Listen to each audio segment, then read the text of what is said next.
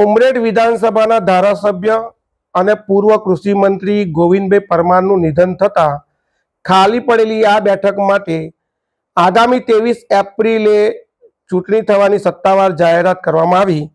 તેના પગલે પૂર્વ ધારાસભ્ય અને એનસીપીના દિગ્ગજ નેતા જયંતભાઈ પટેલ બોસ્કીનું એક ટ્વીટ સામે આવ્યું છે।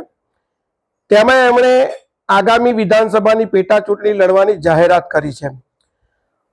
પ્રથમ દર્શને આપણને એવું લાગે કે પ્રાથમિક રીતે જોતા આપણને એવું લાગે કે આ એક ટ્વીટ સામાન્ય બાબત છે કે ભાઈ એક રાજકારણી છે, એક નેતા છે અને એમણે પેટા ચૂંટણી લડવાની જાહેરાત કરી છે, પરંતુ હકીકતમાં એવું નથી। એની પાછળના ઘણા ગણિત છે। સૌથી પહેલા તો જયંત પટેલ બોસ્કીની ઉમેદવારીને લઈને ત્રિપાંખ્યો જંગ થવાની સત્તાવાર નક્કી થઈ ગયું કે ત્રિપાંખ્યો જંગ જ થશે। ઉમરેઠ વિધાનસભાની વાત કરીએ તો ઓબીસી અને ક્ષત્રિયોની બહુમતી ધરાવતી આ બેઠક પર જયંત પટેલનું જીતવું એકંદરે જોતા ખૂબ કઠિન છે। સ્પર્ધાત્મક પરિસ્થિતિનું નિર્માણ થાય અને જ્યારે પેટા ચૂંટણી લડાતી હોય તે પાછળ જો કોઈ નેતાનું નિધન થયું હોય અને પાર્ટી તરફથી ટિકિટ એના પરિવારની વ્યક્તિને, પુત્રને, પુત્રીને, પત્નીને કોઈને અપાય તો સહાનુભૂતિ સ્વાભાવિક જ મતદારોની એના તરફ ઢળતી હોય છે। એટલે આ બેઠકનું લગભગ પરિણામ તો જે વ્યક્તિ પરિવાર તરફથી ઊભી હોય એના તરફ જતું હોય છે। બીજું રીઝન સત્તા પાર્ટી, સત્તા પક્ષ જેનો છે એ પણ પેટા ચૂંટણીમાં લગભગ વિજય થવાના ચાન્સીસ વધુ ધરાવતો હોય છે।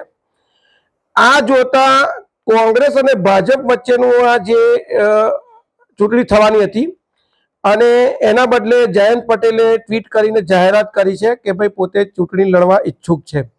ત્યારે ત્રિપાંખ્ય જંગની અંદર શું થશે એ નક્કી નથી, પરંતુ ભાજપ કોને ટિકિટ આપશે અને કોંગ્રેસ કોને ટિકિટ આપશે એ હવે એક યક્ષ પ્રશ્ન છે।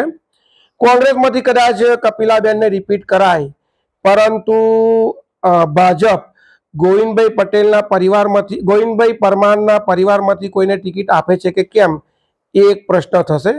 લગભગ તો પાર્ટી ટિકિટ આપશે જ, પરંતુ જયંત પટેલે જે પ્રકારે જાહેરાત કરી છે એના કારણે કદાચ સમીકરણો બદલાય એવું લાગી રહ્યું છે અને આ ટ્વીટથી અત્યારે જ સમીકરણો બદલાવાની શરૂઆત થઈ હશે। કેમ કે ચૂંટણી જ્યારે લડાતી હોય છે ત્યારે જીતવા માટે જ લડાતી હોય છે, કાં તો કોકને હરાવવા માટે લડાતી હોય છે। એટલે સમીકરણો ચોક્કસ બદલાશે એ નક્કી છે, પરંતુ આ ટ્વીટ જેટલું ધાર્ય છે એટલું સરળ નથી।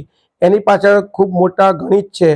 વધુ વિગત માટે મારી સાથે જોડાયેલા રહો। સાજિદ માલિક સાથે ઉમર ફારૂક, આણંદ।